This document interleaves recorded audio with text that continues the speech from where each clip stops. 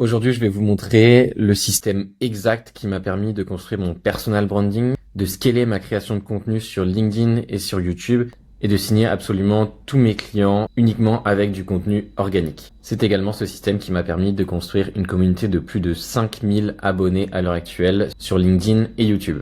Donc ce système, il est basé sur N8N principalement et il m'a permis de faire l'année dernière à peu près 400 000 impressions sur l'ensemble de mes posts et plusieurs posts à plus de 100 000 impressions. Donc voilà, 117 000, 84 000, 26 000. Et ça se traduit avec des rendez-vous en automatique dans mon agenda pour des missions de prestation de services.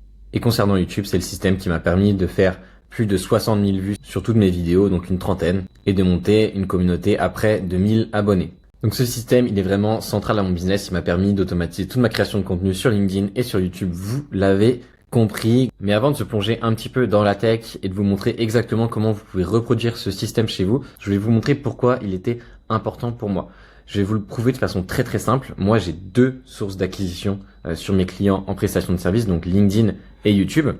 Et donc ce système, comme il me donne des posts LinkedIn à fort potentiel, qui peuvent aller viraux et qui peuvent me rapporter des clients, et pareil sur YouTube, en fait, c'est ce qui fait la base de toute mon acquisition. Donc sur LinkedIn, grâce à ce système, en fait, j'arrive à générer plusieurs types de posts, donc des posts top of the funnel, des posts middle of the funnel et des posts bottom of the funnel. En fait, l'idée derrière chaque type de post, ça va être de prouver à son audience LinkedIn notre crédibilité, d'arriver également à atteindre de nouveaux prospects en créant des posts à beaucoup d'impressions. Tout ça, en fait, pour réussir à caler des rendez-vous dans mon calendrier. Et c'est un petit peu la même chose sur YouTube. Donc, j'ai toute une stratégie en fait de création de contenu. Donc, ce système, il me permet de créer mes miniatures. Et ensuite, grâce à ces vidéos YouTube qui apportent beaucoup de valeur à mes clients, pareil, ça me permet de booker des rendez-vous dans mon calendrier, de présenter mon offre et de résoudre les problèmes de mes clients et donc de vendre et de vivre aujourd'hui de mon activité de prestation de services et de développement de systèmes automatisés, d'agents IA et d'implémentation de l'IA en entreprise. Alors des méthodes d'acquisition, j'en ai essayé beaucoup. Je les ai d'ailleurs pratiquement toutes essayées sauf les ads et je vais pas vous mentir, la création de contenu et le contenu organique, c'est ce qui marche en tout cas le mieux. C'est ce que j'ai ressenti à travers mon expérience personnelle. Donc ce que je peux vous proposer maintenant, c'est de faire une démonstration complète du système.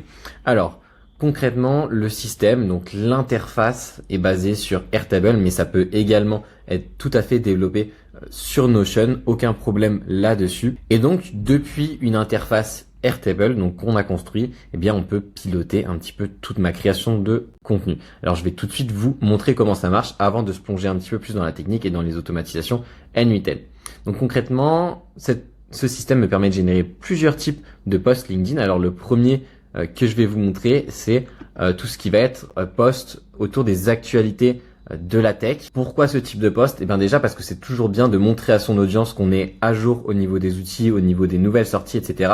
C'est extrêmement compliqué de se tenir à jour de façon régulière et qualitative. Et donc pour ça, j'ai mis en place tout d'abord un système de scrapping d'actualités. Donc ça me fait gagner énormément de temps. Alors comment ça marche? Tout simplement, dès que j'ai besoin de me tenir au courant sur les actualités de mon marché pour donner mon avis ou pour informer mon audience de ce qui se passe en ce moment au niveau de l'automatisation de la tech et de l'IA, tout simplement, j'ai juste à cliquer sur ce bouton lancer scrapping. Donc ça va lancer un workflow N8N qu'on verra juste après en détail. Et donc je vais avoir un résumé des actualités qui va arriver ici dans à valider. Et donc, une fois que l'automatisation a fini de tourner en arrière-plan, on a les articles qui m'intéressent tout simplement, qui arrivent dans la section à valider. Et donc, une fois qu'ils sont là, j'ai juste à cliquer sur la carte, à regarder de quoi ça parle. Si je veux plus d'infos, je peux également aller sur le lien directement qui est là.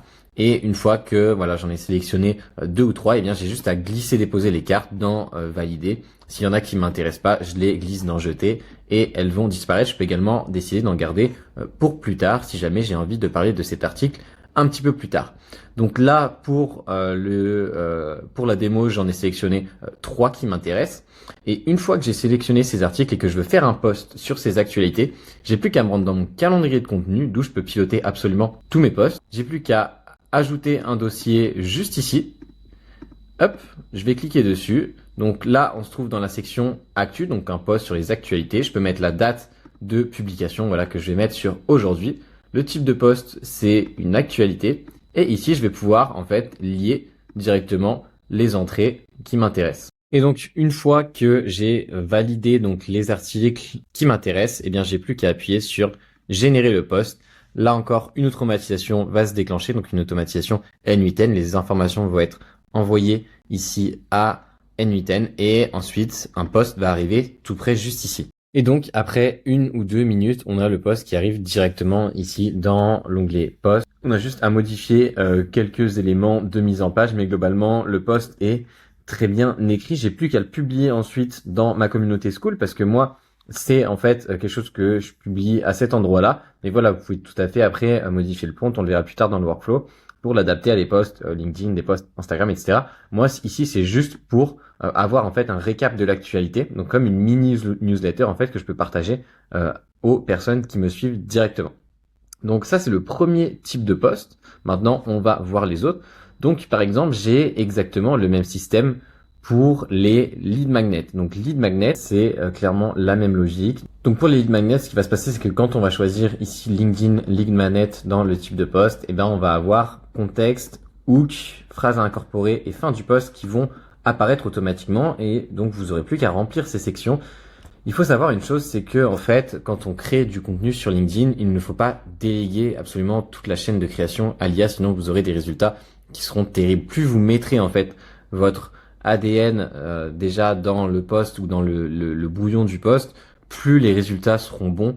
Donc oui, ce n'est pas un système qui est 100% automatisé, mais c'est un système qui vous fournit de la qualité et des résultats. Et c'est ça qui fait la différence avec les différents systèmes qu'on peut voir passer sur les réseaux sociaux et qui ne sont absolument pas aboutis.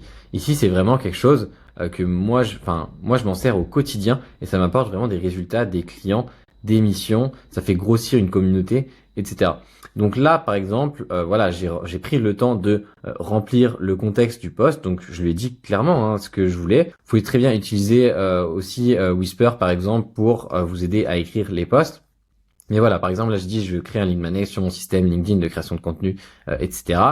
J'aime bien, moi, renseigner déjà le hook parce que souvent, je l'ai déjà en tête, j'ai pas besoin que l'IA me le donne. Et donc là, voilà, j'ai rédigé le hook que je vais publier sur LinkedIn. J'ai mis aussi quelques phrases à incorporer. Voilà, je veux qu'elles se retrouvent dans le post, peu importe à quel endroit, c'est à l'IA de trouver, mais je veux qu'il y ait ces phrases. Donc, par exemple, à qui s'adresse ce système, aux freelances, aux entrepreneurs et aux curieux d'automatisation. Et la fin du post est toujours la même dans mes lead magnets, donc celle-là, elle bouge pas. Je la donne à l'IA également et je lui dis de l'insérer. Ensuite, je clique sur générer le post. Une automatisation à plusieurs IA tourne derrière pour m'écrire un post et franchement, je trouve que les posts sont ultra quali. Alors là, je l'ai modifié très légèrement pour pouvoir le poster, mais globalement, ça m'a donné un résultat qui était quasiment similaire. J'ai changé uniquement quelques mots et 2-3 phrases, rien qui prenne beaucoup de temps. Et on voit que là, je sais déjà en fait que c'est un post qui va faire du reach, qui va faire des commentaires et qui va me rapporter des clients, parce que c'est un post qui est très bien écrit, les phrases sont courtes, le hook est fort, on a des suites de mots qui sont très percutantes, on n'a pas trop de smiley, le post est bien organisé, il est aéré, et franchement, ça c'est les résultats d'une chaîne de prompt qui est extrêmement performante que j'ai mise au point et que je vais vous montrer ensuite dans le développement quand on va rentrer un peu plus dans la tech. Ok, alors une fois que j'ai ce lead magnet, évidemment, on peut y associer une image. Donc pour ça, on a juste à rédiger le prompt d'une image. On peut dire quels outils sont concernés. Donc, quand je vais les nommer ici, ça va se retrouver directement sur la miniature. Et puis après, on n'aura plus qu'à cliquer sur générer l'image. Là, je vais pas le faire parce que la génération d'image, je vais surtout vous la montrer pour les miniatures YouTube. Pour moi, c'est là où ça a le plus d'impact. Et aussi parce que j'aime bien, quand je crée des lead magnets, mettre une photo de moi un petit peu soignée et donc de personnaliser moi-même cet aspect-là. Mais bon, vous pouvez très bien, en tout cas, le faire sur votre système si vous avez envie. Donc ça, c'était pour les lead magnets. Ensuite, on a un peu le même système pour les posts storytelling. Donc c'est les posts storytelling, c'est comme les lead magnets, c'est des posts qui sont voués à faire pas mal de reach et à toucher à toucher la communauté un petit peu différemment. Donc là, j'ai fait un post. Donc le thème, c'était mon retour sur Make et je voulais parler d'un projet client que j'avais pu faire sur Make récemment. sur un processus de signature électronique et voilà, je voulais dire que Make c'était une bonne plateforme, que j'avais été plutôt bien surpris par les avancées de Make, etc.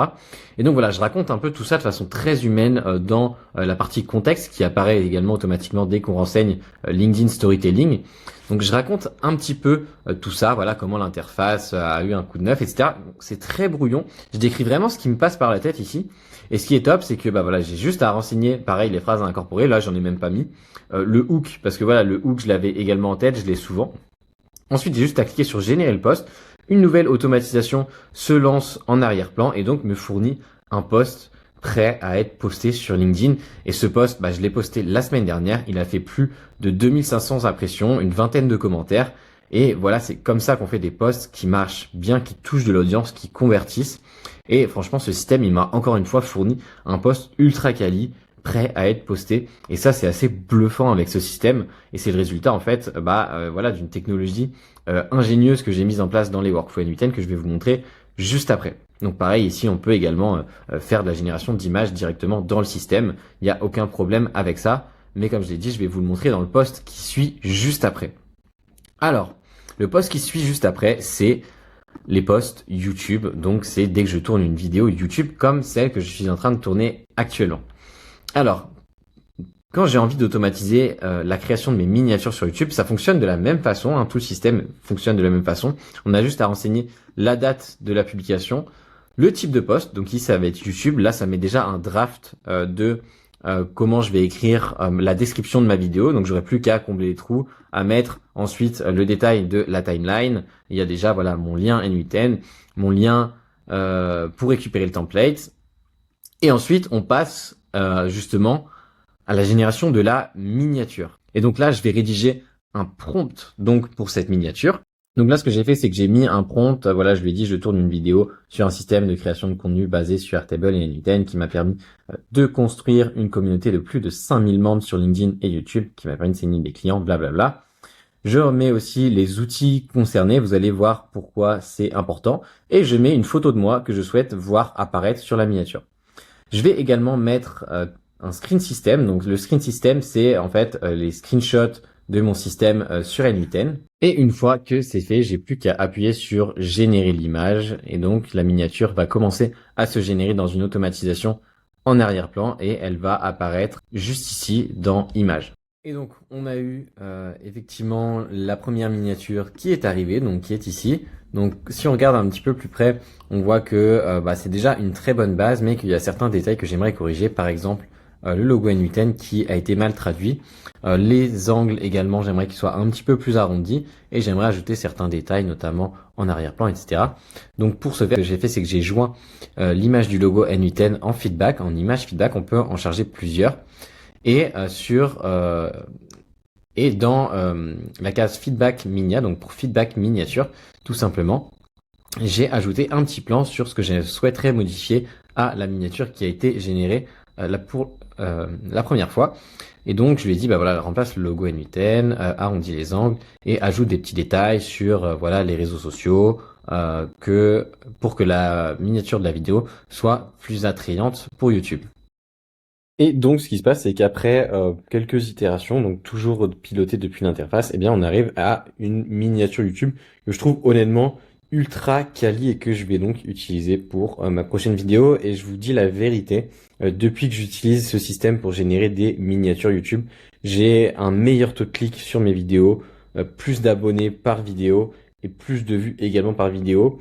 Et également plus de conversions clients par vidéo. Ça arrive maintenant régulièrement que des clients prennent rendez-vous avec moi dans mon calendrier uniquement parce qu'ils ont vu mes vidéos YouTube. Et ça fait vraiment très plaisir. Donc là, on a vu un petit peu un aperçu de tous les types de posts que mon système peut générer et peut gérer. Maintenant, voilà, évidemment, tout le monde peut l'adapter au type de post qu'il fait. Et puis après, on n'a plus qu'à glisser pour s'organiser sur publier, archiver, ancien post, etc. Évidemment, en dessous, on a le calendrier. La prochaine étape du système, pour ma part, ce sera de rajouter un dashboard qui traquera en continu les performances de mes posts sur les différents réseaux sociaux. Mais voilà, moi, ce que je voulais vraiment vous montrer aujourd'hui, c'était la génération et la création de contenu ultra quali. J'en profite pour vous dire que si vous voulez apprendre à développer et à créer ce genre de systèmes pour les entreprises, apprendre à les vendre aux entreprises. J'ai un programme d'accompagnement dans lequel vous pouvez apprendre à mes côtés avec des coachings en 1-1. Je vous aide sur tout le processus de l'acquisition, au développement, à la delivery, gestion de projet, etc. Également, si vous êtes une entreprise qui souhaite implémenter ce genre de système en production pour automatiser votre création de contenu et pour enfin avoir du contenu qui convertit des clients, n'hésitez pas à me contacter. Je me ferai également un plaisir de voir tout ça avec vous. Donc on continue cette fois-ci sur la tech. Donc on va mettre un petit peu les mains dans le cambouis et on va voir comment un petit peu tout ça fonctionne sous le moteur. Donc ici, on se trouve sur une interface Airtable, mais chaque interface Airtable est reliée à une base de données et on va voir ça tout de suite. Donc, concernant la base de données Airtable, elle est divisée en plusieurs tableaux. On va avoir la table Veille News. Alors, je vais pas passer très longtemps sur les tables. Pour vous, si vous voulez mettre en place ce système, tout ce que vous avez à faire, c'est de créer une table vierge et de recopier littéralement les intitulés de colonnes avec les types de colonnes et vous arriverez très vite évidemment au même système que moi. Donc voilà, pour tout ce qui est veille news, donc le système de veille d'actualité, j'ai une colonne nom de l'article, URL, source, score de pertinence, statut. Donc dans les statuts, on retrouve à valider, valider, jeter et pour plus tard. Ensuite, on a une colonne pour le résumé et un tag. Donc si c'est pour du school ou pour du perso. Mais là, évidemment, vous mettez ce que vous souhaitez. Ensuite, j'ai une colonne entrée-liée vers le calendrier éditorial. Donc ce qui me permet ensuite dans l'interface de lier les posts aux articles. Et j'ai une colonne également ID. Mais celle-là, elle est vraiment pas obligatoire. Donc dans calendrier éditorial, donc pour ça, ce que vous avez à faire, hein, vous créez une colonne liée à une entrée et calendrier de contenu. Hop, je vais moi la remasquer. Et on va passer ensuite à la deuxième base de données. Donc la deuxième base de données, c'est le calendrier de contenu. Et là, j'ai un petit peu plus de colonnes. Donc on a la date de création, on a le type de poste. Donc moi, j'ai 4 types de postes. Donc j'ai YouTube, Actu, LinkedIn LM, donc pour Lead Magnet, LinkedIn Storytelling. Pour ce qui est des statuts, personnellement, j'ai mis en préparation, publié, archivé et ancien post. Là, ensuite, on a une colonne date de publication. On a ensuite une colonne case à cocher qui s'appelle lancer une recherche actu, donc ce qui permet de lancer la recherche actu. On a de nouveau une entrée liée, donc cette fois-ci vers Veille News, donc celle-ci est bidirectionnelle. Hein. On a ensuite un champ lookup qui regarde l'ID de chaque Veille News. Donc pour le setup, ça, il vous suffit de cliquer sur l'entrée liée Veille News, ajouter des champs de recherche et d'ajouter l'ID. Ensuite, on a une colonne générer le post, donc une case à cocher. Ensuite, on a une colonne post, donc où sera stocké le post de l'automatisation. Ensuite, on a une colonne prompt image. Alors celle-ci, vous n'êtes pas obligé de la mettre. Ensuite, on a une colonne générer l'image. On a une colonne image, donc qui est une colonne fichier. On a une colonne assembler les posts. On a ensuite une colonne batch ID où apparaîtront directement tout ce qui est thème, contexte, etc. C'est là en fait où on va remplir le brouillon du post. On a une colonne feedback pour donner des feedbacks à l'image. On a ensuite une colonne outils concernés. Donc c'est ici qu'on va renseigner hein, pour les miniatures les outils concernés. On a une colonne photo moi à incorporer. Donc c'est ici qu'on va chercher en fait des photos de nous-mêmes pour les générations d'images. On a ensuite une colonne donc fichier, encore une fois screen system, où on va ici charger les screenshots des systèmes. On a une colonne photo moi détourée. Alors celle-là je vous l'expliquerai un petit peu plus tard dans les workflows in Mitten. On a ensuite une colonne feedback media, donc c'est ici qu'on va mettre toutes les feedbacks miniatures. Et ensuite on a une colonne image feedback qui va également nous servir. Notamment dans la génération d'images et la génération de miniatures YouTube plus précisément. Alors ensuite, on a encore une base de données qui va nous intéresser, c'est les requêtes SERP ici. Et ça, c'est pour tout ce qui est les veilles actu. Donc là, il n'y a qu'une seule colonne, c'est vraiment la colonne requête. Et ici, vous allez pouvoir renseigner tout ce qui est requêtes SERP API. Donc c'est des requêtes booléennes et qui vont nous permettre en fait de chercher des actualités directement sur Google News. Donc pour ce faire, moi je vous conseille de demander à ChatGPT, vous lui donnez voilà, ceci est le type d'actualité que je souhaite traquer. Il va vous donner un ensemble de requêtes booléennes comme ça, et puis vous allez juste ensuite aller charger directement dans une table Airtable pour faire votre veille. Donc une fois que vous avez setup entièrement votre table Airtable, on va maintenant voir comment est-ce qu'on va mettre en place les interfaces qui sont la deuxième étape de ce système. Donc une fois que voilà, on a les colonnes, que vous avez rempli quelques données, vous pouvez vous rendre directement dans le champ interface, et là on va voir comment tout ça est paramétré, bien évidemment. Alors, pour créer une interface dans Airtable, ce que vous allez devoir faire, c'est que vous allez devoir créer une interface vierge. Donc par exemple, moi si je devais le refaire, ce serait ça, ça, et ici, vide, commencer de 0. Une fois que vous avez fait ça, vous allez avoir un petit encadré ici, et ici vous aurez une page vierge, et ici vous allez pouvoir ajouter des éléments. Donc on peut voir qu'il y a un ensemble d'éléments. Voilà, moi j'ai ajouté un calendrier, ça peut être intéressant. Moi je l'utilise aussi quelquefois, donc c'est la partie qui est juste ici en dessous. Mais la partie qui va nous intéresser, ça va être du coup la partie Kanban. Donc ici vous allez pouvoir glisser, déposer et créer le Kanban. Alors moi j'ai également mis un titre ici, calendrier de contenu. Une fois que vous arrivez ici, donc vous allez cliquer sur le Kanban. Ensuite dans la section apparence, vous pouvez mettre champ d'image correspond à image. Ce sera plus sympa à regarder. Ici, on désactive adapté à la taille de l'image. Pareil, c'est plus sympa à regarder et vous pouvez suivre les mêmes réglages que moi. Alors, si on descend un petit peu dans la section données, donc la source, c'est bien le calendrier de contenu. Tout est modifiable parce qu'on souhaite modifier l'interface, on souhaite interagir avec. On peut autoriser les utilisateurs à ajouter, supprimer des entrées dans le texte et autoriser les utilisateurs à ouvrir les détails de l'entrée. Concernant les entrées, on a mis juste un petit filtre et on dit que le statut n'est pas ancien poste. Pourquoi? Parce que quand on va glisser, déposer les cartes dans ancien poste, en fait, ils vont disparaître pour ne pas avoir une interface qui est totalement surchargée. Voilà. Sinon, sur ce qui est visible, on met la date de création, le type de poste et le poste. En fait, ce qui est visible, ça va être ici. Date de création, type de poste, poste. Je fais ça parce que c'est la façon la plus simple de se repérer dans nos différents types de postes. Et pour pas que ce soit trop surchargé, j'ai caché absolument toutes les autres informations. Et pour voir les autres informations, on a juste à appuyer. Et puis après, voilà, on tombe sur les autres informations. Alors, une fois qu'on a mis ça en place, maintenant, il va falloir mettre en place les réglages concernant les cartes. Et là, il y en a plusieurs. Alors, la première, c'est qu'on va devoir définir le champ de titre. Donc moi, j'ai mis sur date de création. En soi, ça, vous pouvez mettre autre chose, c'est un petit peu ce que vous voulez. Mais moi, je trouve ça cool d'avoir la date ici, parce qu'au moins, je sais de quel poste je parle, étant donné que je poste généralement plutôt un poste par jour maximum. Ok, dans les champs visibles, cette fois, il y en a 37. Donc on a des champs visibles en fait pour chaque type de poste. Donc actu, storytelling, YouTube. Et ensuite, on a les champs masqués. Alors, vous allez me dire comment on fait pour créer des groupes comme ça.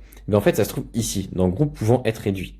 Et si on les active, et après, vous avez juste à en créer un nouveau. Donc, par exemple, vous cliquez ici, dupliquer, et à chaque fois que vous dupliquez, vous allez pouvoir renommer et dupliquer les logiques à l'intérieur.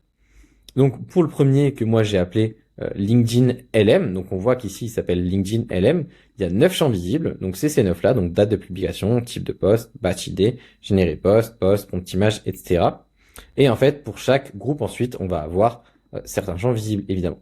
Donc, ce type de poste est modifiable. On affiche le titre du groupe. On peut mettre une petite description. Moi, j'en ai pas mis. On affiche la couleur d'arrière-plan. C'est plus sympa à regarder. Le libellé se trouve au-dessus et il n'y a pas de bouton. Et en fait, ça, il va falloir le faire pour chaque type de poste. Donc, je vais vous montrer les champs que j'ai mis visibles pour chaque type de poste et vous aurez juste à répliquer la logique pour avoir exactement le même système que moi. Donc, dans Actu, c'est ceci. Dans Storytelling, c'est cela. Donc là, je vous laisserai mettre sur pause et renseigner la même chose que moi. Pour YouTube, c'est ceci. Un peu plus de champs concernant l'image, évidemment. Et donc, on laisse masquer absolument tout le reste. Alors, la taille du titre, si on revient un petit peu en arrière et qu'on clique sur la page générale, ça reste en grand. Le style de page, voilà, ça dépend vraiment des préférences après. Et voilà, il n'y a pas plus de réglages que ça. Et normalement, après ces réglages, vous allez avoir votre interface qui fonctionne tout à fait normalement. Maintenant, on va passer à l'interface concernant Veille News. Donc ça, c'est tout ce qui est veille. Alors, pour ça, on va avoir également, donc vous allez devoir ajouter un élément, donc nouvelle interface, vierge, ajouter un élément, Kanban, vous allez mettre un titre ici aussi. Et là, on va voir un peu plus de configuration. Alors, on est sur du Kanban, l'apparence, c'est ça, les paramétrages, donc en fait, il n'y en a aucun. Et ensuite, donc la source est bien Veille News, tout est modifiable. On regarde également toutes les entrées ici. Et ce qu'on a rendu visible, c'est le nom de l'article, le résumé, le score de pertinence, la source, le tag et l'URL. Donc ici, on a moins de champs masqués parce que je trouve que ça prend moins de place et c'est quand même assez lisible. Donc voilà, c'est un petit peu la seule chose qu'il y a à paramétrer au niveau de la page générale. Quand on clique ensuite sur les cartes en elles-mêmes, on a du coup le champ du titre qui est le nom de l'article, ce qui paraît logique. On a ensuite 7 champs visibles qui sont ceux-ci, donc un petit peu les mêmes qu'avant. On a laissé la taille du titre en très grand et puis après il n'y a pas vraiment de réglage spécifique. Donc une fois que vous avez mis le Kanban, ici il va falloir faire deux choses qui sont très importantes. Vous allez devoir ici ajouter un sélecteur d'entrée. Et pour ça, en fait, pour ajouter ce sélecteur d'entrée, il va falloir qu'il y ait une entrée vide dans votre tableur veille contenu. Donc si on retourne dans les données ici et qu'on va dans Veille News, vous voyez que la première entrée, elle est vide. Et en fait, ça c'est capital parce que c'est la seule façon de mettre un bouton dans une interface de cette façon-là en tout cas. Donc voilà, faites-le. Mettez une entrée vide et après vous mettez vos entrées normalement. Mais voilà, il faudra pas la supprimer, il faudra la laisser vide cette entrée. Et en fait, cette entrée vide, elle nous permet ensuite d'ajouter un bouton ici, lancer scrapping. Et ce bouton, donc pareil, ajouter l'élément bouton, vous le glissez tout en haut. Vous pouvez voilà paramétrer la couleur, ce qu'il va y avoir écrit, etc. Et on va dire que ce bouton, il va lancer une automatisation. Et maintenant, c'est à partir de là qu'on va commencer à parler d'automatisation. Alors, on va d'abord voir les automatisations sur Airtable et après on verra les automatisations sur M8N, évidemment le plus complexe.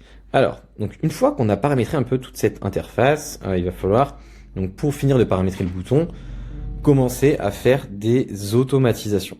Et donc pour ça, il va falloir se rendre dans la section automatisation d'Airtable et on voit que ce système, il a plusieurs automatisations. Et donc on va en fait les faire un peu une par une, mais d'abord on va commencer par celle du bouton de l'interface. Et donc celle du bouton de l'interface, c'est celle-ci, lancer scrapping. Et donc dans lancer scrapping, on va donc le déclencheur, ça va être lorsque quelqu'un clique sur un bouton, on va venir exécuter un script. Donc le bouton, il est source Veille News, interface contenu Veille News. Et ensuite, on va mettre une étape qui est exécuter un script. Et donc, ici, il va falloir mettre un bloc de code. Alors, le bloc de code, pas de panique, c'est tout simplement un call vers une URL N8N qui permet de déclencher un webhook. Donc, on n'a même pas de variable en entrée ni rien. L'objectif ici, c'est vraiment de déclencher un webhook. Évidemment, vous pouvez recopier à l'identique ce script. Vous pouvez également le demander à ChatGPT ou à n'importe quel IA de le générer. Ça fonctionnera très très bien. De toute façon, moi, toutes les ressources seront disponibles dans mon programme d'accompagnement. Donc tout ce qui est base Airtable, automatisation, script, tout sera disponible. Donc si vous êtes intéressé pour rejoindre potentiellement le programme que j'ai mis en place, vous pouvez prendre un rendez-vous dans le lien qui se trouve dans la description. Alors on continue. Donc on a uniquement besoin de ce script. Et une fois qu'on a ce script, on aura une première automatisation qui va s'appeler Veille Scrapping. Donc cette automatisation, elle va être déclenchée suite au clic sur le bouton. Évidemment, tous les templates, comme j'ai dit, seront récupérables dans mon programme d'accompagnement. Et donc cette automatisation, alors je vais pas trop passer dessus dans le sens où je l'ai déjà couverte dans une précédente vidéo YouTube, automatiser sa création de contenu, vous pouvez aller voir si vous souhaitez, mais globalement comment ça fonctionne, on a donc un webhook ici. Et donc, une fois que ce webhook est déclenché, on a des flux RSS qui vont être récupérés de différentes sources. Donc, moi, voilà, j'ai mis que des sources qui m'intéressaient évidemment. Donc, des Zapier, des blogs N8N, OpenAI, Google AI, Hacker News, etc. Et donc, toutes ces flux RSS, ils vont être récoltés, ils vont se merger ensemble avec ce nœud-là et ils vont être uniformisés ici par des variables pour pouvoir être exploité facilement juste après. Hein. Donc on a juste le titre, le lien vers l'article, la source est du RSS et on a le snippet de l'article qui ressort à chaque fois. D'un autre côté, on a, une fois que le webhook est déclenché, venir chercher dans notre base Airtable les requêtes SERP API. Donc c'est celle qu'on a vue dans la base de données qui était tout à l'heure requête SERP API. Donc on va chercher dans notre table création de contenu, requête SERP et on retourne tout parce qu'on veut tout retourner. Ensuite, on va préparer les requêtes et en fait, on va tout simplement créer ici un JSON query avec l'ensemble des requêtes. Une fois que ce sera fait, toutes les requêtes vont être passées dans ce nœud SERP API, hein, donc il suffit de faire les mêmes réglages que moi.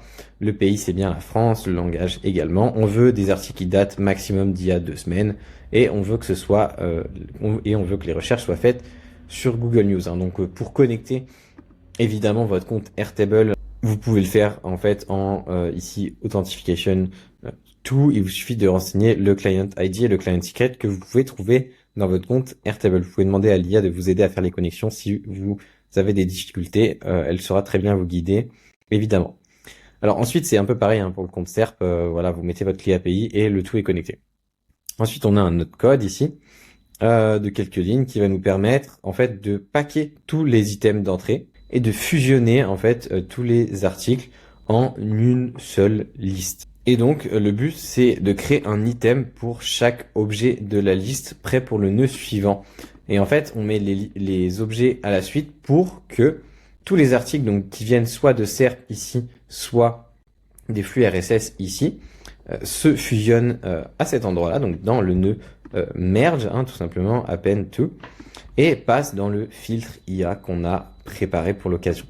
Et dans ce filtre, eh ben, on lui donne chaque article à analyser. Donc, qu'ils viennent de SERP ou des flux RSS, c'est pareil. Hein, il y a le titre, le snippet et l'URL.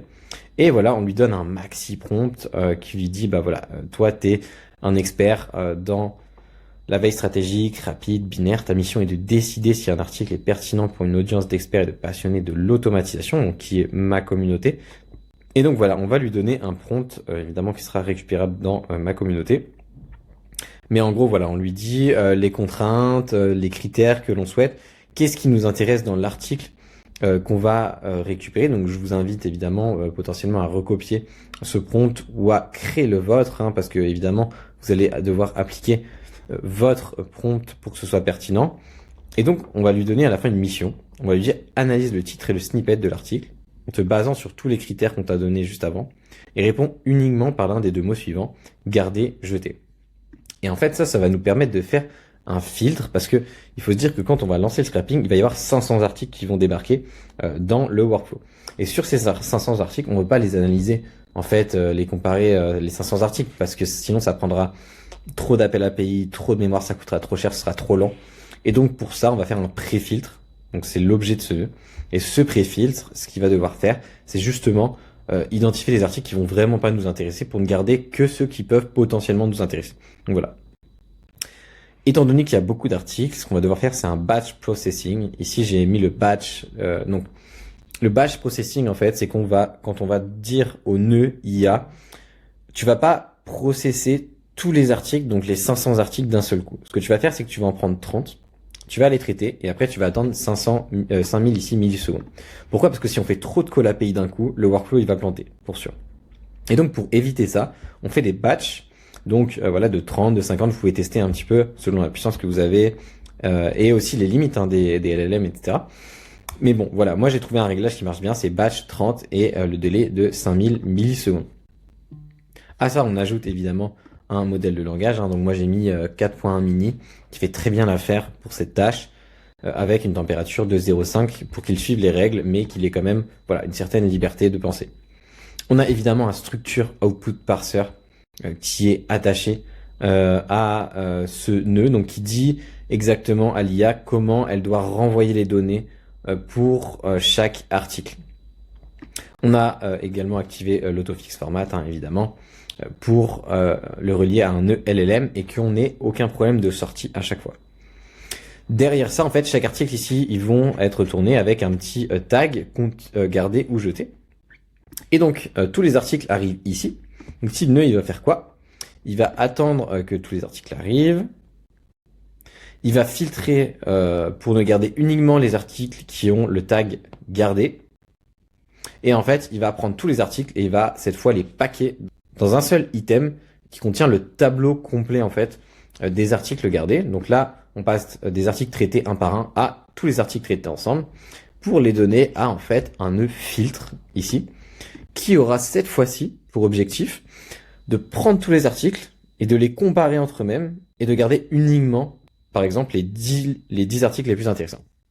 Donc pour ça on lui donne voilà le dossier complet à analyser et on lui donne aussi et ben voilà un prompt ultra détaillé. Donc on lui dit que voilà, tu es un expert de communauté freelance passionné de l'automatisation, de l'IA. Pareil, je vous laisserai regarder un peu le prompt en détail. Et en fait, on va lui donner un système de notation assez poussé dans lequel il va pouvoir noter chaque article avec des pondérations, des critères, etc.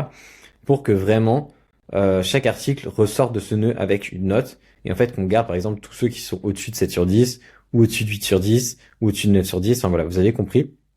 Donc chacun est libre ici de mettre ses critères. Évidemment, les prompts seront disponibles dans mon accompagnement et dans ma communauté. Alors, donc voilà, ça c'est un petit peu l'objet de ce deuxième filtre. Évidemment, on a le structure output parser qui est attaché comme pour le précédent nœud filtre.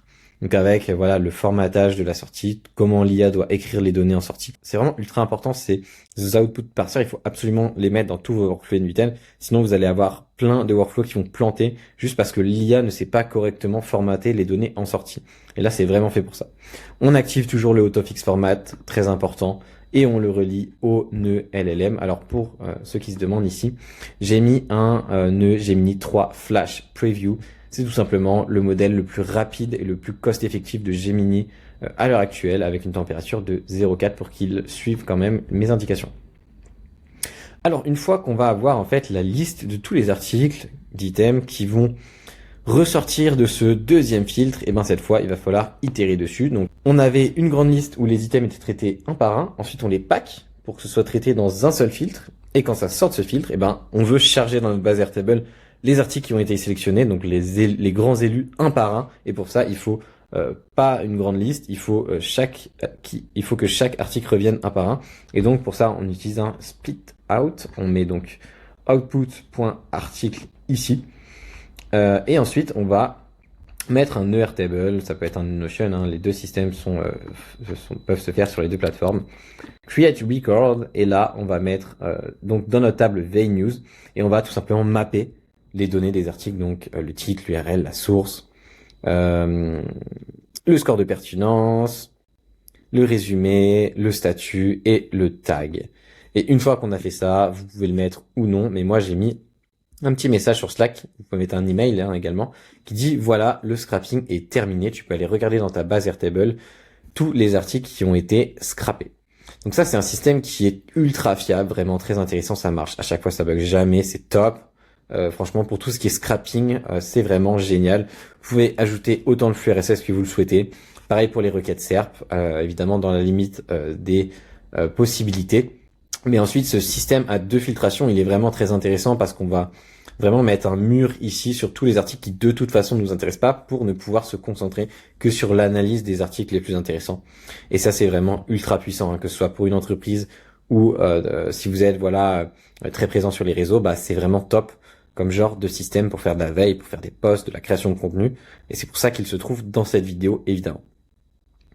Alors, une fois que les articles ont été scrappés, on va retourner un petit peu dans l'interface. Hein. Donc, pour rappel, hein, on se trouve ici. Ensuite, on déplace les articles dans Valider. Et quand ils sont dans Valider, ce qui se passe, hop, on va retourner dans le post actu qui est juste ici. Donc, ce qui se passe, hein, c'est que pour rappel, on lit ici les articles, on génère le post. Et donc, à cette étape de génération du post, une nouvelle automatisation va être déclenchée. Et on va voir tout de suite comment lier ce bouton générer le post et l'automatisation N8N qui se charge de ce type de post. Alors, pour ça, on se rend dans automatisation. Et ici, on va aller dans l'automatisation générer post ici. Et ça, c'est vraiment l'automatisation Airtable qui est un petit peu derrière tout le système et on va voir pourquoi. Donc ici, le déclencheur, c'est lorsqu'une entrée correspond aux conditions. Et on va mettre en fait dans le calendrier de contenu quand générer le post est coché. Ensuite, on exécute du code et là, ça va être intéressant et important pour tout le système. Dans ce bloc de code, on va avoir plusieurs infos en entrée, plusieurs variables. Je vous invite évidemment à mettre directement les mêmes que moi pour que ça marche du premier coup. Le premier, ça va être les ID des entrées liées pour la table VNews. Donc ici, vous pouvez mettre recopier le nom et la valeur, en fait, ça va être dans VNews et on veut afficher l'ID, pas le nom, l'ID. Voilà. La deuxième variable, ça va être ici le type de post. Donc, est-ce que c'est un post LinkedIn, lead magnet, est-ce que c'est un post actu, etc. Ensuite, on va voir ID. Donc, ID, en fait, c'est batch ID. Donc, c'est le post brouillon, les idées qu'on va mettre au tout début de la génération. Ensuite, on va voir trigger record ID. Donc, ça, c'est l'ID, donc le numéro de l'entrée qui correspond. C'est-à-dire de depuis quelle entrée on a lancé cette génération de post. Toutes ces variables sont envoyées lorsqu'on clique donc sur générer le post à travers ce script qui sera également récupérable directement dans ma communauté, dans mon programme. Et en fait, c'est un script qui envoie toutes les variables vers un webhook N8N. Donc encore une fois, hein, vous pouvez très bien demander à l'IA de le faire, elle y arrivera parfaitement. Je vous laisse potentiellement regarder le reste du script si vous voulez le recopier. Mais voilà, c'est pas un script qui est très compliqué, hein, il n'y a qu'une 60aine de lignes. Le but ici, c'est tout simplement d'envoyer les variables vers le webhook N8N. Et ce webhook N8N, eh bien, c'est celui-ci. C'est en fait un système qui s'appelle routeur contenu et c'est un peu le cœur du moteur. Alors, dans ce système routeur contenu, en fait, tous les posts, donc dès qu'on va appuyer sur générer post, tout va arriver ici, depuis ce webhook, avec toutes les informations, toutes les variables, etc. Et là, en fait, on va répartir, donc diriger vers des automatisations en fonction du type de post. Donc si c'est un post lead magnet, si c'est un post actu ou si c'est un post storytelling. Quand on regarde à l'intérieur du switch, tout simplement, hein, on met la règle, c'est quand le type de post, donc post type, est soit LinkedIn LM, soit actu, soit LinkedIn storytelling. Et donc en fonction de ça, les données vont être transférées vers des sub-workflows. Donc des sub-workflows, hein, c'est ce nœud-là. C'est des workflows en fait souterrains qui vont travailler tout seuls. Pourquoi? Tout simplement parce que c'est beaucoup plus facile de s'organiser sur N8N quand on travaille par sub-workflow. Sinon, vous imaginez, le workflow, il serait énorme en fait, et ce serait impossible à maintenir. Et donc, c'est pour ça qu'on passe par ces sub-workflows. Donc, par exemple, ici, on était sur les posts actu. Et quand on regarde dans actu, en fait, on va transmettre deux variables au sub-workflow qui sont l'ID de l'entrée qui a déclenché l'automatisation. La deuxième information qu'on va envoyer au scénario d'automatisation, ça va être en fait les records ID qui sont attachés à l'entrée. Donc on parle ici des ID, des records, des articles qui se trouvent dans l'autre table pour pouvoir exploiter un petit peu tout ça dans le scénario d'automatisation. Donc si ensuite j'ouvre ce scénario-là, donc ça c'est le système en fait qui sert à générer les posts donc des articles d'actualité. Alors donc ici on récupère les informations qu'on a vues juste avant. Hein. Si on ouvre un peu, on a le triggered record ID ici et les articles record ID. Donc voilà, ils arrivent également ici, on le voit parfaitement. Ensuite, on va split out les articles record ID pour les traiter un par un. On va venir récupérer les URL en fait filtrant dans notre table VNews les ID avec JSON.article record ID. Donc c'est pour ça qu'on avait une colonne tout à l'heure record ID. Et en fait, ça va nous permettre de retrouver chaque article. Donc on le voit ici hein, en output, chaque article avec l'URL et c'est ça qui va nous intéresser. Ensuite, donc, on a récupéré chaque article avec chaque URL. Ce qu'on va faire, c'est qu'on va utiliser Apify pour récupérer le contenu de l'article. Donc, pour Apify, vous avez juste à vous créer un compte sur apify.com. Vous créez un compte. Vous récupérez votre clé API qui se trouve littéralement dans vos réglages, hein, qui se trouve ici dans Settings, API and intégration. Et vous avez ici votre clé API. Et ensuite, vous allez avoir besoin de l'acteur Website Content Crawler que vous pouvez trouver ici dans le Apify Store, qui se trouve d'ailleurs juste ici. Vous le sauvegardez, ça doit être juste tout en bas. Vous cliquez sur Save. Et ensuite, quand vous Une fois que vous avez fait ça, vous retournez dans votre compte N8N et en fait, on va le sélectionner ici, From List, Website Content Crawler, c'est bien celui-là, et on va lui envoyer cette requête, donc que vous pouvez également copier-coller. Elle sera également disponible dans ma communauté et dans mon programme, mais voilà, vous pouvez la copier-coller également, et en fait, on va lui donner en entrée l'URL du site internet, et sa mission, ça va être de prendre cette URL et de récupérer le contenu de l'article, donc vraiment l'article brut. Une fois qu'on a récupéré le contenu de l'article, ce qu'on fait, c'est qu'on met un premier nœud IA, et ce premier nœud IA, il va être chargé de nettoyer en fait le contenu de l'article, parce que quand on va récupérer le contenu de l'article avec Apify, il va y avoir plein de choses. Il va y avoir les ads, les images, etc. Et nous, on veut juste le texte de l'article, parce qu'on veut juste, voilà, qu'est-ce que ça raconte. Et donc, on lui dit, bah voilà, t'es un expert en nettoyage de contenu web, et on lui dit, ignore complètement ce qu'il faut ignorer, et de nous retourner uniquement le titre de l'article et le contenu. Et on lui donne absolument toute l'entrée, donc, qui correspond à tout ça. Ok, il n'y a pas forcément de réglage spécifique autrement. On a un modèle ici qui est chargé de nettoyer, c'est GPT 4.1, donc on a une température basse parce qu'il a rien à inventer, il a juste à retranscrire. Et évidemment, l'output parser comme d'habitude, hein, avec comment doivent ressortir les données et l'autofix format au cas où il y ait un problème dans le formatage des données. Donc on a ensuite une deuxième IA, cette fois qui est connectée à Claude Sonnet 3.7 avec une température de 0,6. Qui est chargée en fait de donner son avis. Elle doit prendre le contenu de l'article et dire ce qu'elle en pense. Donc voilà, on lui donne le titre, le contenu, l'URL, et on lui dit, voilà, tu es un expert automation, tu dois lire le snippet et l'analyser. Tu as quelques règles d'ordre, donc ne commence pas par ce type de mots, etc. Sois concis. Et on lui dit, voilà, ne résume pas l'article, ta communauté sait lire, dis-leur pourquoi c'est important et ce que tu en penses. Et en fait, là, on va récolter une analyse intéressante. On lui donne voilà un exemple de format.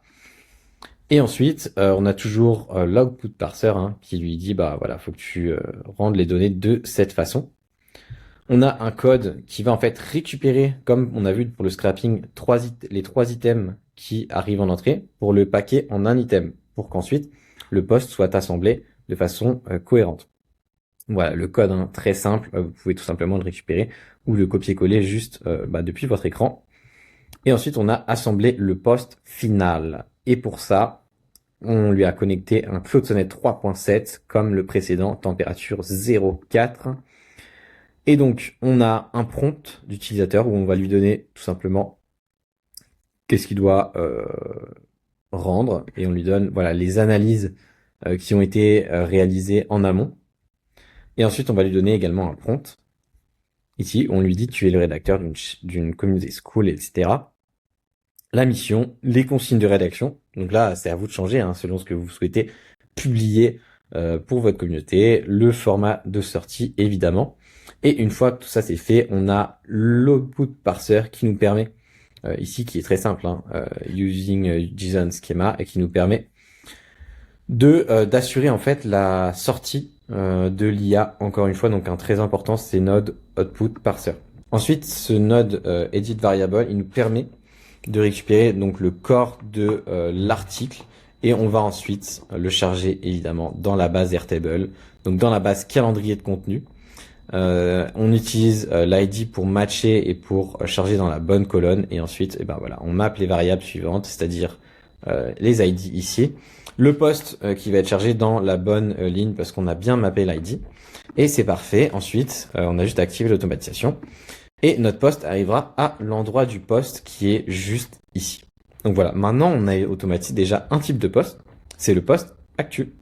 Et maintenant ce qu'on va faire, c'est qu'on va se plonger dans les automatisations qui entourent les posts LinkedIn Storytelling et les posts Lead Magnet. On va les faire en fait les deux en une fois. Pourquoi ? Parce que c'est les mêmes logiques et les mêmes cheminements qui se trament derrière. Alors par exemple, si je prends ici mon post Lead Magnet, donc qui est ici. Donc pour rappel, on remplit la date de publication, le type de post, on note nos idées dans cette case-là, et ensuite on va appuyer sur générer le post. Alors quand on appuie sur générer le post, qu'est-ce qui se passe ? Eh bien, une nouvelle fois, on va avoir une automatisation, donc on va avoir l'automatisation générer post ici qui va se déclencher. Pourquoi ? Parce qu'on a coché la case. Le script va s'exécuter. ça va arriver ici dans le routeur, donc d'où l'importance de cette logique un peu centralisée qui fait tout le travail. Et donc au lieu d'aller dans le sub-workflow actu, eh bien ça va aller dans le sub-workflow lead magnet ici. Et si on avait choisi storytelling, ça aurait été dans storytelling ici. Alors dans lead magnet, si on ouvre ce workflow, on arrive sur cette automatisation et là on va voir un petit peu ce qui s'y trouve. Alors dans ce sub-workflow, on va demander en fait les informations suivantes, donc toujours la même chose comme pour les posts actu, sauf que cette fois c'est ID record ID. On va dire au routeur workflow, écoute, moi ce que j'attends pour travailler, c'est en fait ça le contexte, l'idée qui est envoyée donc depuis l'automatisation Airtable, etc. C'est un petit peu voilà le brouillon du post qu'on a envoyé. Pourquoi? Parce que l'automatisation va partir de ce brouillon de post pour pouvoir travailler correctement. Et ensuite, on a besoin du record ID pour pouvoir ranger le post final qui va être généré tout simplement dans la base Airtable. Et ensuite, pour avoir les meilleurs résultats possibles dans la génération de posts type lead magnet, moi ce que j'ai mis au point, c'est un raisonnement en fait en plusieurs étapes avec plusieurs IA. Et c'est donc ce qu'on va voir ici. Honnêtement, c'est ce que j'ai trouvé de plus redoutable pour générer des posts LinkedIn de qualité. Alors la première étape ici, ça va être l'analysateur de brief. En fait, on va lui donner les idées, donc le brouillon du post, et on va lui dire, voilà, tu es un extracteur de données structurées. Ton rôle est de lire un brief et de découper en segments utilisables. Donc on va lui dire en fait dans ce brief, je veux que tu identifies le contexte, le hook, les phrases à incorporer, la fin du post et je vais lui dire bah voilà, en exemple de sortie, je veux que tu nous rendes ça comme ça. Alors pour ça, on a un modèle GPT 4.1 mini qui agit avec évidemment le structure output parser où on lui dit bah voilà, je veux que tu rendes ça comme ça, donc JSON schema. Et voilà, on lui dit, bah, il faut que tu trouves le contexte, les phrases incorporées, le hook, comme j'ai dit. Vous pouvez tout simplement recopier, évidemment, ce JSON comme d'habitude. Cette étape-là, en fait, pour un petit peu les puristes, etc., elle peut être très très bien faite par un nœud code. Moi, j'ai voulu aller vite. Et j'ai pas, en fait, un volume d'exécution qui est énorme, dans le sens où je fais peut-être un post par jour max. Mais normalement, ici, c'est un nœud code parce que voilà, c'est des règles assez strictes. On peut identifier les différentes parties, contexte, hook, etc. Avec simplement du code. Mais voilà, moi j'ai mis un nœud IA. Donc là, c'est vraiment à vous de voir. Et en fait, si je reviens ici, donc dans notre base, donc c'est ça que l'automatisation reçoit en entrée. Et en fait, pour le découper en plusieurs morceaux, pour qu'il y ait un morceau contexte, un morceau hook, un morceau phrase incorporée et un morceau fin du post, ben c'est à ça que sert donc ce bout de code. Alors une fois que les différentes parties ont été découpées en items séparés, ce qu'on va faire ici, c'est qu'on va faire un plan détaillé du post. Alors pour ça, pour faire cette première étape de plan détaillé, on va lui donner donc le contexte, donc les différentes parties, le hook, les phrases à incorporer, la fin du post, donc c'est les différentes parties identifiées juste avant, et on va lui mettre un prompt donc. On va dire voilà, tu es expert en copywriting, LinkedIn et ghostwriter. Ton but est de structurer un post viral en assemblant les éléments fournis, etc. Donc je vous laisserai regarder un petit peu le prompt avec plus de détails, mais voilà, on lui dit que globalement on veut 6 blocs, l'accroche, l'hésitation, la révélation, la preuve, les phrases à incorporer, la mécanique virale et la fin.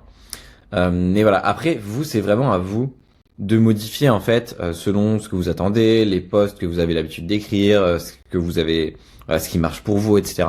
Ici c'est vraiment personnellement, qu'est-ce que vous voulez obtenir en termes de résultats. Et moi, je suis content avec cette structure-là. Alors, une fois qu'on a donc le plan détaillé, évidemment, il y a toujours le structure parser que je vous laisse ici à l'écran. Vous pouvez le recopier. Évidemment, il sera disponible dans mon programme d'accompagnement, donc pour les membres.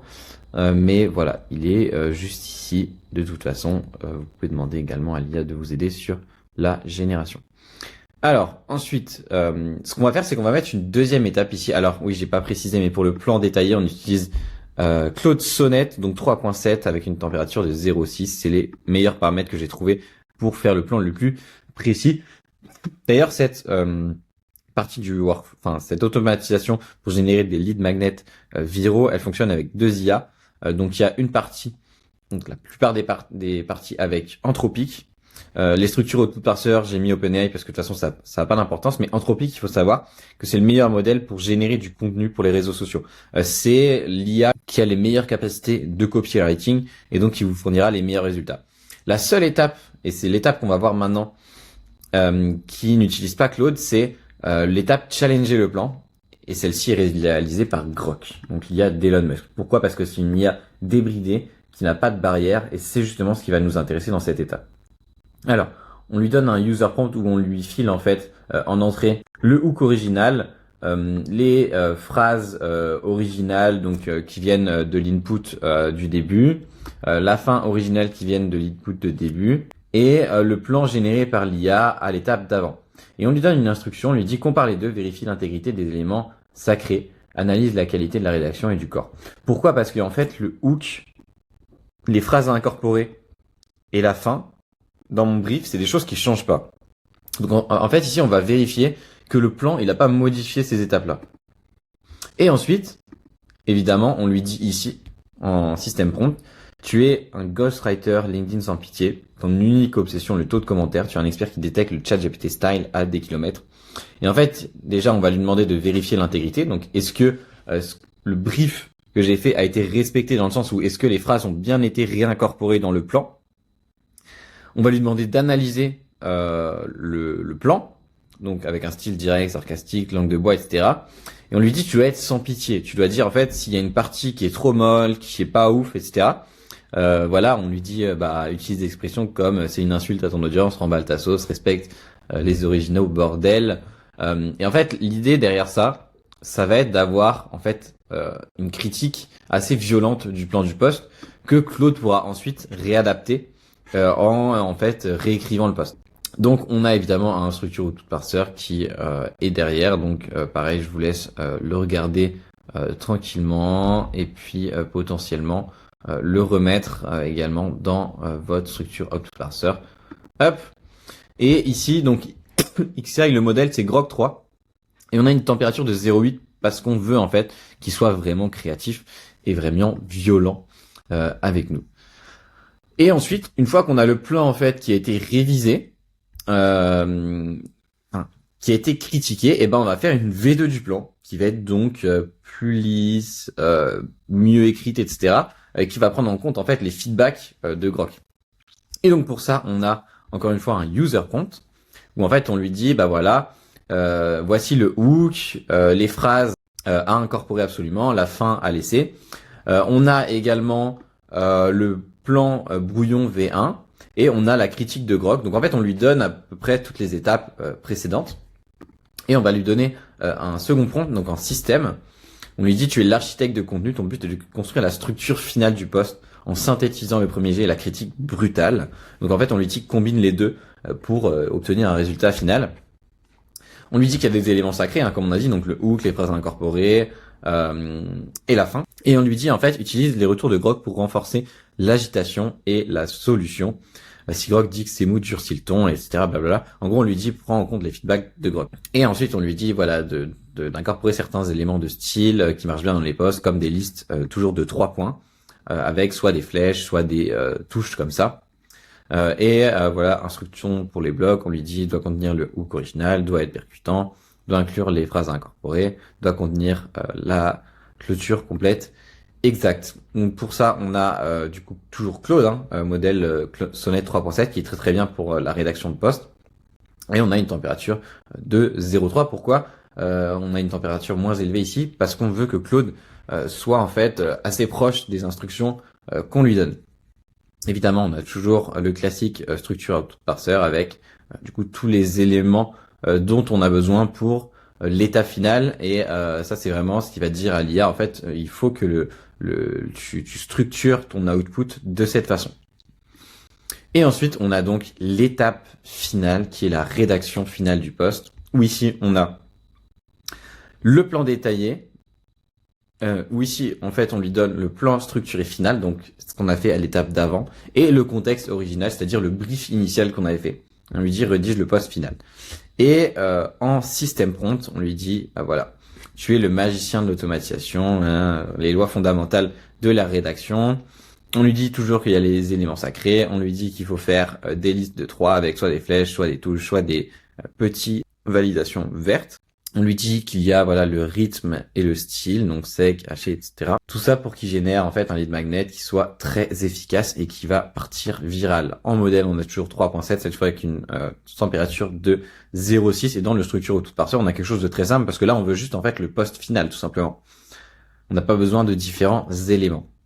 Et une fois qu'on a fait toutes ces étapes, eh ben on range le post dans notre base Airtable, donc dans la base calendrier de contenu, pour que ça apparaisse correctement dans notre interface.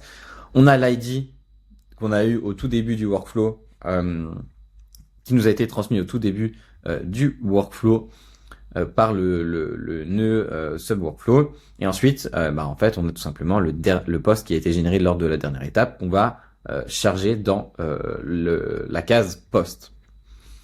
Voilà. Donc ça, en fait, c'est pour la partie lead magnet, donc qui est structurée vraiment, pour moi, de la meilleure des façons. Après, c'est qu'une histoire de prompt. Plus vous allez adapter votre prompt à ce que vous attendez, etc., plus vous allez itérer sur les prompts, plus vous aurez des meilleurs résultats. Et en fait, au bout d'un moment, vous allez obtenir des résultats qui sont juste géniaux. Moi, j'obtiens de très bons résultats avec cette chaîne, en fait, de prompt et d'IA qui fait très très bien le travail entre Claude et Grok pour critiquer, pour review, etc. Donc moi, c'est vraiment le meilleur système que j'ai trouvé à l'heure actuelle pour générer du contenu sur LinkedIn. Et je vous invite vraiment à répliquer cette structure, vous aussi, pour scaler votre création de contenu, mais de façon qualitative. Alors, comme je l'ai dit, en fait, pour les posts storytelling, je vais pas trop m'attarder dessus. Je vais vous montrer le workflow qui est en fait littéralement le même. Bon, là, voilà, j'ai laissé Grok, mais on pourrait très bien remettre Claude. Ça serait à peu près pareil. On a toujours l'étape analyseur de brief, le plan détaillé du post, challenger le post, plan détaillé V2 et rédaction du post. Donc vous voyez que c'est exactement les mêmes étapes. On charge également dans l'onglet post, donc c'est juste l'ID de l'entrée qui change. Donc on va pas en fait réexaminer tous les prompts. Là, c'est qu'une histoire de prompt. Alors évidemment, tous les prompts également de LinkedIn Storytelling, des posts LinkedIn Storytelling que j'utilise seront disponibles dans ma communauté. Mais globalement, voilà, je vous laisse tester un petit peu les prompts les prompts que vous aimez, mais globalement, c'est exactement la même structure. Donc pareil, ici toujours dans notre interface, comme j'ai dit, le post arrive ici. Donc une fois qu'il a été généré par la chaîne de prompt, on peut ensuite mettre un prompt pour l'image, renseigner les outils concernés et générer une image pour accompagner notre post LinkedIn. Mais la génération d'images, je vais surtout vous la montrer sur le dernier post qui sont les miniatures YouTube. Alors maintenant, on va s'intéresser à la génération des images, par exemple pour la génération des miniatures YouTube. Donc on reprend notre post de miniature qu'on a vu tout à l'heure en démo. Donc on a toujours certains éléments qui sont remplis, donc le prompt image notamment, les outils concernés, la photo de moi, les screen systems. Et lorsqu'on appuie sur générer l'image ici, ça va déclencher une automatisation. Donc cette fois la condition, ça va être lorsque générer l'image est coché, donc c'est un petit peu la même logique que pour les posts au final, et ensuite déclencher un script. Et ce script, il va envoyer en fait des variables directement au webhook N8N, et ces variables, ça va être le prompt, donc le prompt de l'image, l'ID de l'entrée Airtable, logique, le type de post, ça va nous servir ensuite dans le routeur image, le type de post, également le contenu du post s'il y en a un. Le plan V2, bon ça c'est pas obligatoire. On a ensuite le brief du post, donc ça c'est le batch ID. Ça c'est le brouillon du post qu'on envoie pour le contexte, etc. Les tools, donc les outils concernés, la photo de moi, les screen systems ou le screen system, l'image actuelle, donc est-ce qu'il y a déjà une image qui a été générée? Si oui, évidemment on l'envoie, et les feedbacks Minia s'il y en a également. Donc le script classique, c'est juste envoyer les variables vers un webhook N8N, ça n'a rien de sorcier. Je vous laisse potentiellement le recopier. Évidemment, ce script sera disponible dans ma communauté. Mais sinon vous pouvez vous aider de l'IA également pour le générer. Mais globalement, voilà, c'est un script assez basique qui envoie des variables vers un webhook N8N. Ok. Donc une fois que ce script s'exécute, donc il récupère les variables et il l'envoie à ce webhook N8N qui est en fait le routeur image, qui est en fait en dessous du routeur contenu. Donc ici c'est pour le texte et ici c'est pour les images. D'où en fait l'efficacité de la logique un peu centralisée avec des sub-workflows. c'est ultra facile à maintenir. Et donc, une fois qu'on reçoit les infos, ici, donc on va en fait router en fonction de s'il y a un feedback ou pas. Pourquoi? Parce que si le feedback est plein, ça veut dire qu'une image a déjà été générée, et donc il va aller dans feedback ici, image. Et s'il n'y a pas de feedback, ça veut dire que c'est la première fois que l'image est générée, et donc il va dans ce workflow image génération. Et donc ensuite, c'est ce workflow qui est déclenché en sub-workflow, et ce workflow va attendre plusieurs variables. On a déjà le plan, si jamais il s'agit d'un post lead magnet, le plan V2.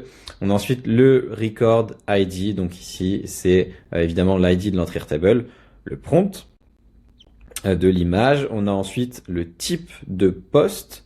On a ensuite le post, donc s'il y en a un. On a ensuite le brief, donc ça c'est batch ID, les instructions, le brouillon de poste, etc. On a ensuite les outils à inclure, l'URL vers, donc l'URL c'est l'URL Airtable qui pointe vers ma photo.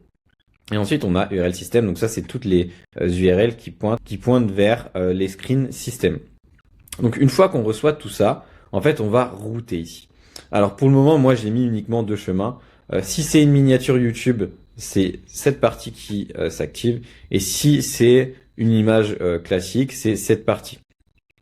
Alors cette partie, je vais pas passer dessus parce que je l'ai pas encore réellement terminé, mais globalement, une fois que ça arrive là, il y a un prompt qui est généré, on envoie Nano Banana et ensuite on range dans Airtable. Mais moi, je vais surtout détailler cette partie-là qui est plus intéressante, c'est la partie génération de miniatures YouTube. Donc, pour ça, ce qu'on fait ensuite, c'est qu'on va venir en fait ici récupérer. Ici, c'est qu'on va venir récupérer des fichiers binaires, donc de la photo de moi à incorporer et des screen systems. Donc, on renseigne tout simplement l'ID du record et ensuite on dit bah voilà, je veux que tu télécharges les pièces jointes suivantes, photo de moi incorporée, screen system dans cette entrée Airtable. Et ensuite, on va avoir un node code qui va venir tout simplement vérifier si les photos sont bien présentes. Donc voilà, check if binary object exist. Ensuite, voilà, on récupère un petit peu les fichiers binaires. Ensuite, on les identifie. Donc, parce qu'en fait, là, on cherche à séparer photo de moi à incorporer et screen system. Donc, c'est grâce à ce script. Donc vous pouvez le recopier et ensuite on va mettre un if. Et ce if en fait à l'origine il était là pour savoir si j'avais besoin de faire un call API vers une API ici de détourage de photos pour simplifier le travail de Gemini. Mais en fait après plusieurs itérations et plusieurs miniatures YouTube générées, je trouve que on peut lui donner en fait la photo pas détourée et ça change pas grand chose. Donc ici en fait le if il sert à rien. D'ailleurs, cette partie-là avec Analyze Image et If juste après, c'était un projet, mais du coup, elle sert plus à rien. Vous pouvez vous passer. Une fois que vous avez mis le node code ici, branchez-le direct à celui-ci. Ça fera très bien le travail. Donc ensuite, on a un deuxième node code. Où ici, en fait, pareil, on va venir organiser tout simplement les images. On vient récupérer la photo brute. On vient extraire le contenu de l'image. Donc voilà, je vous laisse un petit peu regarder le code. De toute façon, pareil, il sera disponible directement dans ma communauté, mais si vous souhaitez le recopier, vous le pouvez également. Et ensuite, on donne en fait des instructions de prompt. En fait, ce node code ici, il va servir à générer la requête qui va être envoyée ensuite à Nano Banana, donc l'IA génératrice d'images de Google, pour générer justement voilà les meilleures images de miniatures possibles. Donc on lui donne en fait le prompt, la requête, etc. Et en fait, ça va servir à quoi? Ça va servir une fois qu'on a ensuite le call API vers Nano Banana ici. Donc l'URL, c'est l'URL qui pointe vers Nano Banana. Vous pouvez la trouver dans les API Google ou tout simplement la recopier ici. De toute façon, pour ceux qui récupéreront le template directement depuis ma communauté, elle sera déjà renseignée. Ensuite, on a donc vous mettez ici votre clé API. Et ensuite, on va tout simplement lui donner voilà la requête donc JSON qui est juste ici, donc JSON.requestBody. Elle a déjà été formatée en fait dans notre code, c'est pour ça qu'ici on n'a pas besoin de la réécrire entièrement puisque elle aura déjà été formatée ici. Donc une fois que c'est envoyé à Nano Banana, donc ça va prendre en fait un petit moment pour générer l'image et ensuite on a l'étape de chargement final qui est juste ici, où ici en fait on va faire un call API vers Airtable et on va lui dire bah voilà, ici il faut renseigner en fait l'ID de votre table, donc ça ce sera à changer de votre côté. Et ensuite, on lui donne l'ID du record. Donc l'ID de la table suivi de l'ID du record, donc pour que Airtable sache où il faut ranger la miniature finale. L'URL c'est celle-ci, upload attachment. Ensuite, faut faire la connexion Airtable. Bon, ça, normalement, vous l'avez déjà fait. Et ensuite, voilà, on lui envoie une requête JSON qui est la suivante. On lui dit, voilà, c'est une image, donc en JPEG. Le nom du fichier, c'est celui-ci. Donc, moi, j'ai mis un format, en fait, avec la date pour que ça change de nom à chaque fois. Et ensuite, on a donc le fichier qui est celui-ci, donc qui sort de Nano Banana. C'est inline data.data, donc data. Et ensuite, N8N se charge de ranger directement le fichier dans Airtable. Donc ça, c'est vraiment pour la génération d'images. Et ensuite, on va voir un peu le système de feedback aussi miniature. Donc une fois qu'on a donné voilà des feedbacks, des images feedback, etc., on reclique sur générer l'image. Donc par exemple, on décoche et on recoche. Et cette fois-ci, évidemment, tout va passer de nouveau par le routeur contenu, hein, comme on a dit tout à l'heure. Sauf que vu qu'on a mis du texte dans la case feedback, et ben ça va baisser ici pour venir dans feedback minia. Ensuite, on a ce workflow assez simple hein, qui va se déclencher. Et vous allez voir, c'est un petit peu la même logique qu'on avait déjà dans le workflow génération d'images V1. Alors pour ce workflow de feedback sur la miniature YouTube, on va demander un certain nombre de variables. Donc voilà, je vous laisse les regarder et les recopier, puis paramétrer ensuite dans le routeur contenu. Mais voilà, globalement, on va servir de ces variables-là. Ensuite, on a un petit nœud Airtable qui va venir ici dans le calendrier de contenu à partir du record ID, télécharger en fait les pièces jointes suivantes, donc image. Donc ça c'est la miniature YouTube qui a été générée en première instance, et l'image feedback, donc pour savoir s'il y a des photos à prendre en compte pour justement les itérations. Ensuite on a un code. Donc ce code il est assez long. Ici en fait ce qu'on va faire c'est qu'on va boucler sur les items, donc sur les images, pour recenser toutes les images qui sont présentes. Ensuite, en fait, on va lui donner un contexte donc sur ce qui se passe, pourquoi en fait ça a été généré, etc. Ensuite, on lui donne la logique binaire donc des images qui arrivent en entrée. Donc pareil, hein, je vous laisserai recopier le code ici également. On encode tout ça en base64 parce que pour envoyer des photos vers Nano Banana, il faut les encoder en base64 en première instance pour que ce soit bien géré par l'API. Et ensuite, voilà, préparation du prompt. Donc voilà, il y a un prompt ensuite qui est envoyé vers Nano Banana. Donc ça, je vous laisserai le modifier directement dans le nœud code. De toute façon, vous pouvez toujours vous appuyer de Gemini pour faire les modifications. Et ensuite, on a donc le node Gemini Nano Banana. Donc pareil, c'est toujours la même URL qui est appelée, il me semble. Donc voilà, c'est toujours Gemini 3 Pro Generic Content. On met la clé API dans les query parameters. Et ensuite, on envoie comme core de la requête, donc toujours en JSON, juste le JSON qui arrive à l'entrée. Pourquoi? Parce que comme pour la génération d'images en première instance, le JSON ici est déjà prêt depuis le nœud code. Et ensuite, on a toujours ce fameux nœud de rangement dans Airtable. Hein. Donc ici, on va tout simplement venir renseigner l'ID de la base et l'ID de l'entrée Airtable. Et puis ensuite, voilà, le call API qui est ici dans N8N va se charger de ranger la nouvelle miniature dans l'entrée qui correspond. Donc ça fonctionne également hein, pour les posts.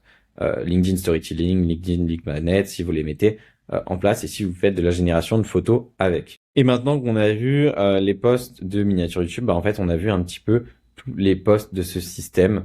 Donc, je vous laisse évidemment le mettre en place chez vous. Alors, ce système, hein, on peut le développer un petit peu à notre goût. Moi, je l'ai développé comme ça parce que je fais des posts lead magnet, des posts actu, des posts storytelling et des vidéos YouTube. Donc, c'est pour ça que j'ai 4 types de posts, mais vous pouvez en mettre autant que vous voulez. Dès que vous voulez rajouter un post, tout simplement vous rajoutez une branche dans le routeur contenu ici et après voilà vous dupliquez en fait la logique. C'est ultra simple et pareil pour les images, c'est ultra simple aussi. J'espère que cette vidéo vous aura grandement aidé en tout cas sur votre création de contenu. Je le répète, mon programme d'accompagnement est toujours ouvert et disponible. Donc si vous souhaitez vous former sur N8N, livrer en entreprise, bien faire la gestion de projet en entreprise, etc. Ce programme est fait pour vous-même tout simplement si vous souhaitez progresser sur N8N. Et si vous êtes une entreprise et que vous souhaitez mettre ce genre de système en place Évidemment, prenez un rendez-vous directement dans mon calendrier, on en parle avec plaisir et je suis sûr qu'on pourra mettre en place des choses très très intéressantes. Voilà, j'espère vraiment que cette vidéo vous aura plu et je vous dis à très bientôt pour du nouveau contenu YouTube de très haute qualité. Allez, bye.